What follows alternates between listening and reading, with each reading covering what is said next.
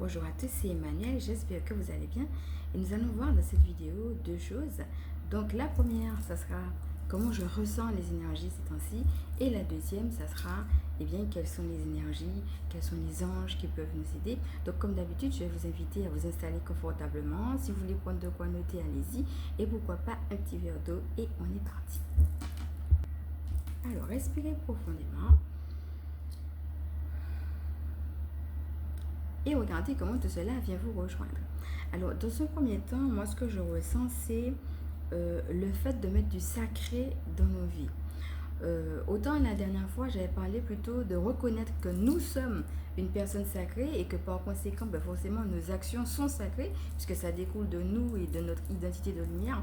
Autant là, je vois vraiment qu'on va plus appuyer sur l'action.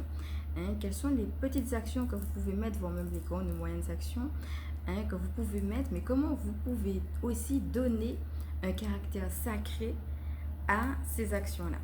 Donc voilà, retourner vraiment dans notre espace sacré, bien sûr, mais dans le fait que extérieurement, dans les actions, on a beaucoup l'occasion de parler dans les dernières guidances du fait d'ancrer les choses dans la matière, et bien de ne pas juste faire les choses comme ça, de vraiment matérialiser ce côté sacré qu'on va donner à nos actions.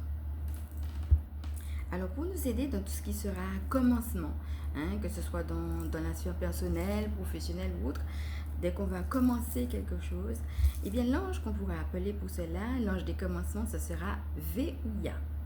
Voilà, je vous laisse faire vos recherches personnelles dessus et puis bien entendu, entrer en interaction avec lui. Toujours pour les débuts, alors là, c'est pas un ange, c'est un maître ascensionné. Donc, c'est-à-dire, vous savez, on a des guides qui vont s'occuper d'une personne et vous avez un maître ascensionné. Ça veut dire que ce sont des gens qui ont été sur Terre comme nous et qui maintenant sont au paradis et qui vont aider un groupe de personnes. Et alors, je vais vous partager quelqu'un qu'on a eu l'occasion de voir. Je vais d'ailleurs vous laisser voir aussi si vous le voulez dans les autres vidéos. On a déjà eu l'occasion d'en parler. Ce sera Marie. Donc, le maître ascensionné Marie, vous pouvez l'appeler aussi pour différentes choses.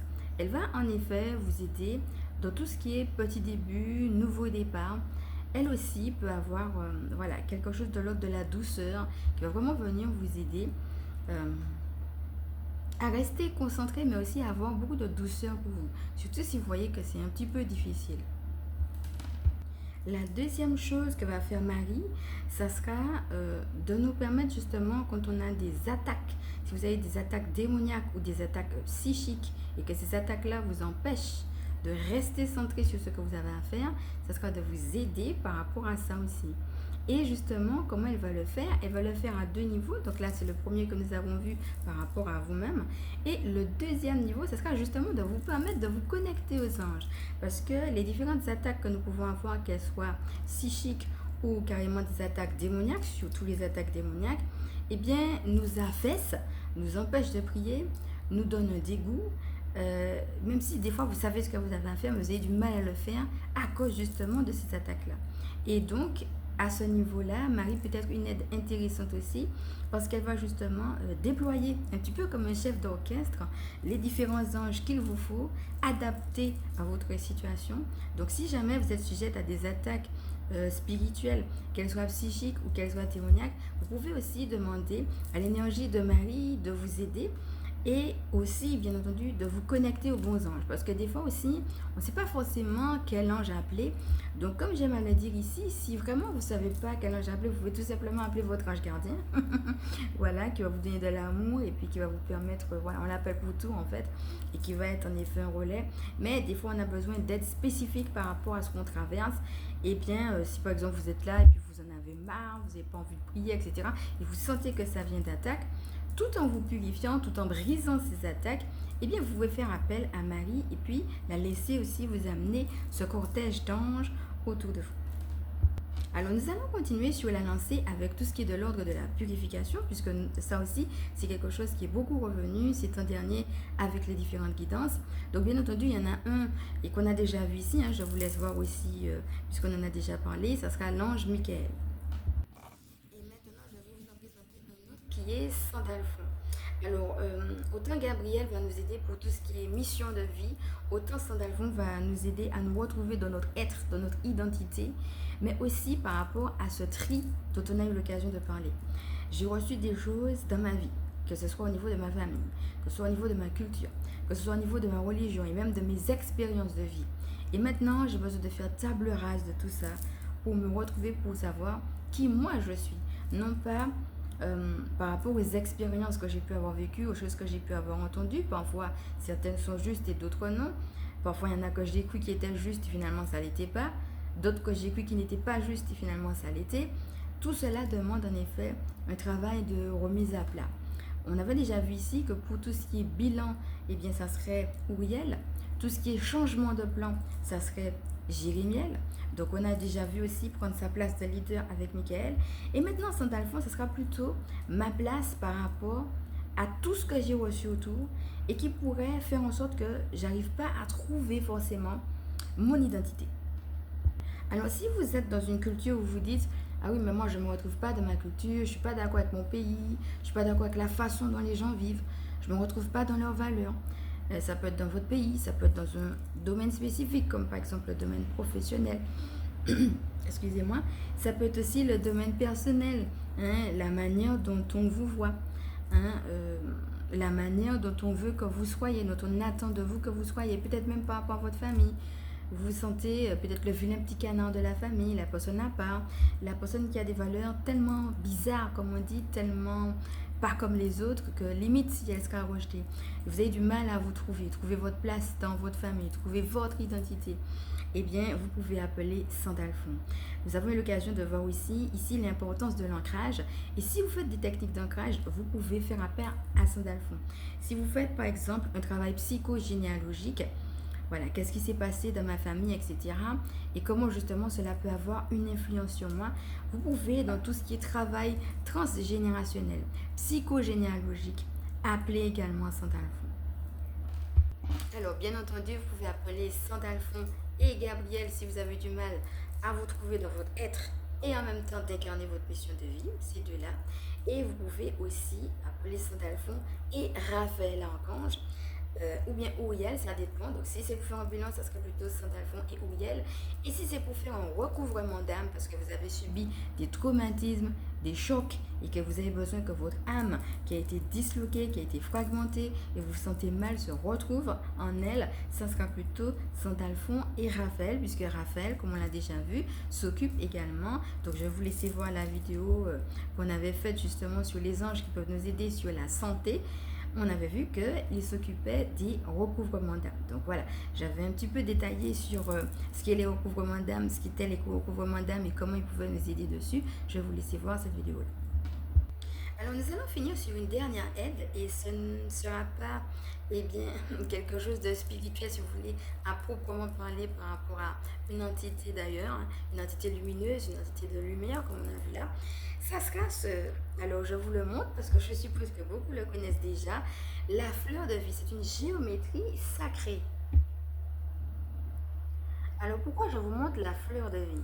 La fleur de vie, on va l'utiliser pour tout ce qui est petit début, mais aussi pour tout ce qui est ancrage par rapport à une intention qu'on a. Par exemple, si vous avez l'intention de la guérison, vous pouvez faire vos prières de guérison et en même temps utiliser la fleur de vie pour ancrer cette intention de guérison. Si vous avez des attaques psychiques, vous faites votre prière de délivrance par rapport aux attaques et en même temps, vous utilisez la fleur de vie pour ancrer dans la matière aussi. Hein, c'est comme ça, utiliser la géométrie sacrée pour faire venir justement votre attention, pour ancrer cette attention de délivrance en attendant justement que les choses se mettent en place. Donc, elle est aussi utilisée, on a parlé des petits débuts, pour si vous commencez quelque chose, vous commencez une activité, vous commencez un projet, etc. Surtout si vous n'êtes pas sûr de vous, voilà, vous avez besoin de confiance en vous, ou bien alors vous avez besoin de régénération parce que vous avez passé une difficulté particulière, une période qui a été difficile, qui a été dense, qui vous a demandé beaucoup énergétiquement. Eh bien, vous pouvez utiliser la fleur de vie. Donc, elle vous aide aussi pour tout ce qui est régénération, vitalité, clarté psychique, mais aussi petit début, puisqu'on avait vu la dernière fois que c'est aussi le symbole qui représente le début de la vie elle-même. Par exemple, quand vous avez un bébé, Eh bien, c'est d'abord un amas de cellules. Et au fur et à mesure, il va se construire. Et la fleur de vie rappelle cet amas de cellules qu'on va retrouver chez le bébé, mais aussi chez toute forme de vie. Alors, vous pouvez tout simplement comment l'utiliser, donc, cette fameuse fleur de vie, tout simplement en la regardant et en faisant vos prières tout en la regardant. Voilà, ça c'est une méthode. Vous pouvez aussi la glisser, par exemple, dans votre agenda ou tout simplement sur votre bureau et laisser justement le dessin faire effet par sa propre vibration. Et puis, vous pouvez aussi l'utiliser avec votre eau. Vous pouvez, par exemple, charger votre eau de vos intentions et ensuite vous mettez cette eau sur le symbole de la fleur de vie. Donc, je vous la remontre.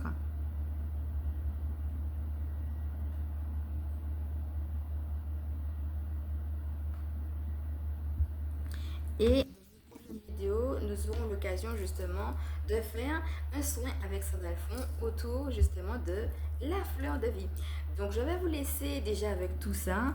Et puis en dessous, je vais vous mettre aussi en description la prière que nous allons faire la prochaine fois. Alors, c'est une prière que vous pouvez revenir dessus à chaque fois que vous ressentez ce besoin-là. Donc, vous pouvez aussi vous-même vous l'approprier en la lisant, en l'écrivant. Elle va nous servir de support dans le prochain soin que nous allons faire. Ce sera un soin qui sera très court, très condensé. Et voilà. C'est pas forcément un soin où on va s'étaler, ça sera juste une mise en bouche, comme on dit, pour pouvoir se recentrer sur ses désirs. On va le faire avec Sandalphon, donc n'hésitez pas vous-même aussi à avoir vos propres interactions avec Sandalphon. Ce qui serait intéressant après le petit soin qu'on va faire, et même avant d'ailleurs, tout en ayant cette prière, c'est de déjà commencer à lui parler. Voilà, déjà commencer, et même après le soin, à voir comment les choses bougent dans votre vie. Après le petit soin qu'on va faire, ça sera, comme je vous dis, très court. Eh bien, c'est pas... Vous voyez, c'est juste pour initier quelque chose. Après, c'est à vous aussi d'avoir votre propre interaction avec Sandalphon notamment, et puis bien entendu avec tous les êtres de lumière que vous ressentez, d'appeler. Cette vidéo est maintenant terminée. Je vous remercie de l'avoir suivi jusqu'au bout. Et pour ceux et celles qui ne me connaissent pas, je suis Emmanuelle, je suis chamane, et ma mission de vie consiste à permettre aux énergies sacrées de s'intégrer dans nos vies humaines. Alors si cette vidéo vous a plu, maintenant je vous invite à la liker. Si vous pensez que ça peut aider d'autres à partager, bien entendu à vous abonner. On se laisse sur cette magnifique image. Je fais de gros bisous et je vous dis à bientôt.